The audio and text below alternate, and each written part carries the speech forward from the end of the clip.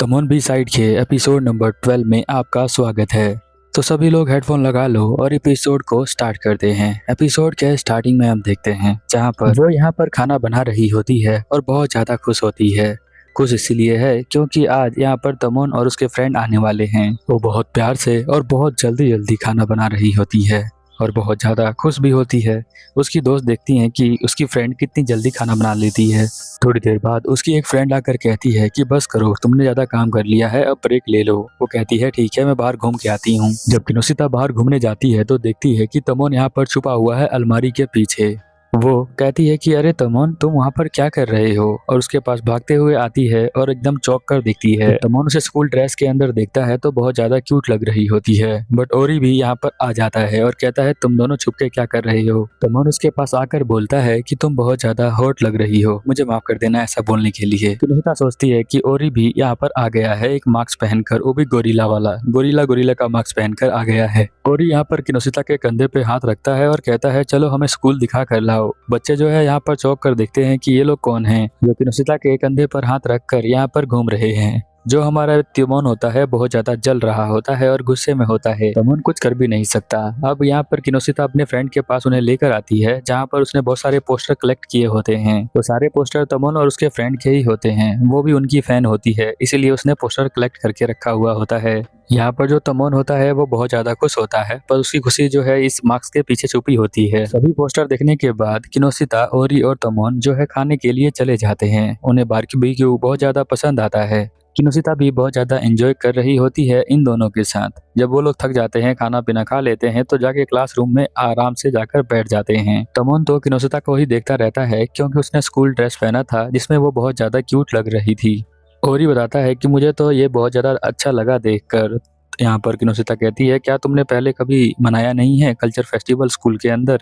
तो वो दोनों कहते हैं कि नहीं, हम दोनों ने नहीं मनाया है, इसीलिए हमें बहुत मजा आ रहा है यहाँ पर आकर। किनोसिता को भी इन दोनों का साथ बहुत अच्छा और बहुत प्यारा लग रहा होता है। वो चाहती है कि इसे जो है वो प्रोटेक्ट करके रखे अपने मेमोरी के अंदर। थोड़ी देर बाद हम देखते हैं कि केट भी यहाँ पर आ जाता है जो कि एक दूध वाला मास्क पहनकर आता है और वो एक खाने को देख रहा होता है। वो कहता है कि ये तो बिल्कुल ऑक्टोपस के अंडे की तरह लगते हैं जो कि 10 यान में मिलते हैं स्कूल के अंदर, बट बाहर बहुत ज्यादा दाम में मिलते हैं, तो मुझे इसे खाकर बहुत ज्यादा मजा आएगा। किनोसिता देखती है कि तमोन के सभी दोस्त जो है यहाँ पर मास्क लगाकर घूमते रहते हैं जिस तरह से तमोन यहाँ पर घूमता है। और यहाँ बताता है कि अगर हम भी कल्चर फेस्टिवल मनाते तो बहुत सारे इवेंट में हिस्सा लेते, जिससे कि हमें बहुत ज्यादा मजा आता उस इवेंट में हिस्सा लेकर।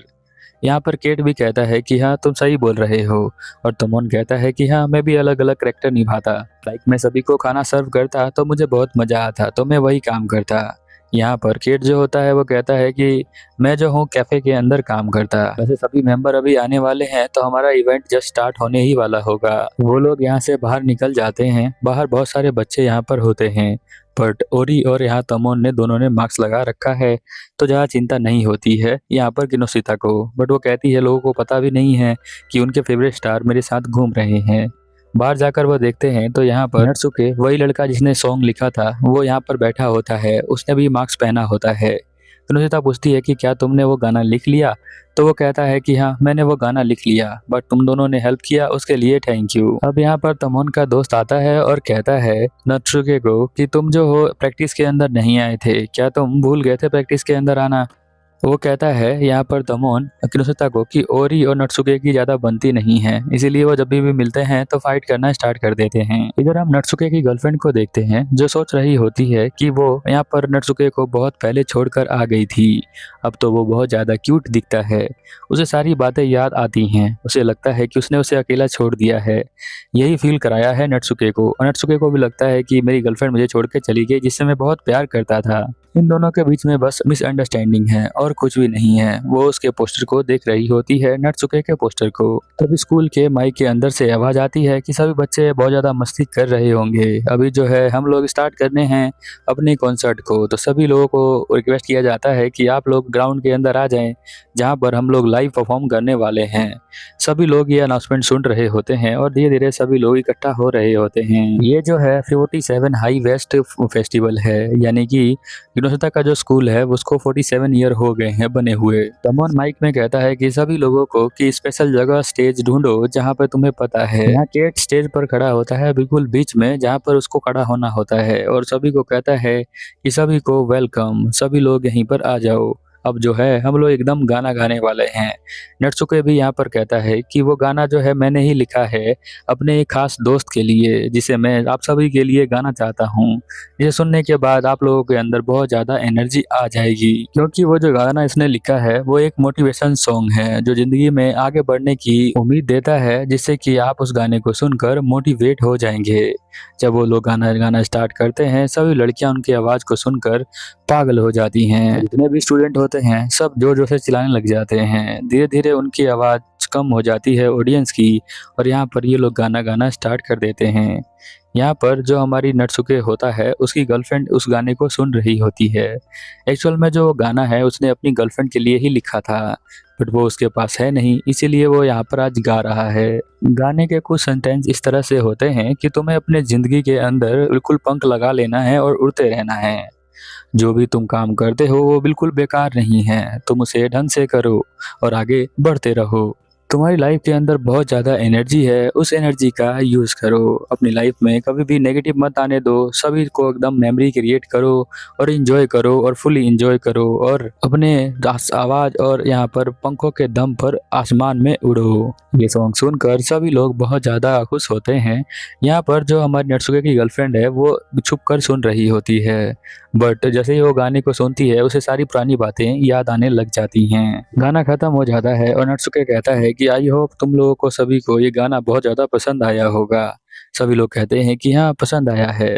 नटसुके की गर्लफ्रेंड को देखते हैं जो यहाँ पर छत पर बैठकर अकेले कुछ खा रही होती है और सोच रही होती है कि गाना तो ख़त्म हो गया है, बट हम देखते हैं कि नटसुके एकदम से ऊपर आ जाता है। उसकी गर्लफ्रेंड कहती है अरे तुम यहाँ पर कैसे आ गए? वो कहता है कि मैंने तुम्हें देखा था ऊपर जाते हुए, इसीलिए मैं तुम्हारे पीछे पीछे यहाँ पर आ गया। वो उसके बॉक्स से यहाँ पर एक खाना निकालता है और उसे खा लेता है। उसे खाने के बाद वो उसे देखता है और कहता है पुराने दिनों की याद मुझे आ गई, ये बिल्कुल वही है जो तुम पहले मुझे लिए बना के लाया करती थी। नटसुके कहता है क्या तुमने वो सॉन्ग सुना? वो कहती है कि हाँ मैंने सुना। तो क्या तुम्हें कुछ याद आया? तो वो बोलती है कि हाँ मुझे याद तो आया, तुम जो हो पहले ये गाना गाया करते थे मेरे दोस्तों के साथ बैठकर, तुमने आज ये गाना कंप्लीट लिख लिया है। वो कहता है कि हाँ मैंने कंप्लीट लिखा तो है, बट लिखने में बहुत ज़्यादा मुश्किल हुई थी, मेरे दोस्तों ने मेरी हेल्प करी थी। यहाँ वो तमोन और किनोसिता की बातें कर रहा है कि उन दोनों ने इसकी हेल्प करी थी और इसकी आईडी दी थी, अपनी गर्लफ्रेंड की आईडी उसको दिया था। वो बोलती है कि तुमने ये गाना यहाँ पर क्यों गाया? तो वो बताता है कि मैंने ये गाना इसलिए यहाँ पर गाया क्योंकि मैं चाहता हूँ कि तुम्हारे आसपास रहने वाले जो भी इंसान हैं या जो भी बच्चे हैं जो तुम्हारे आसपास रहते हैं वो हमेशा मोटिवेट रहें और तुम्हारी तरह अपने लाइफ में आगे बढ़ते रहें। इसलिए मैंने ये गाना तुम्हारे स्कूल में ही गाया था और मैं तुम्हें थैंक यू कहना चाहूँगा कि तुम मेरे साथ इस तरह से रहा और तुमने मुझे आगे करने के लिए पुश किया।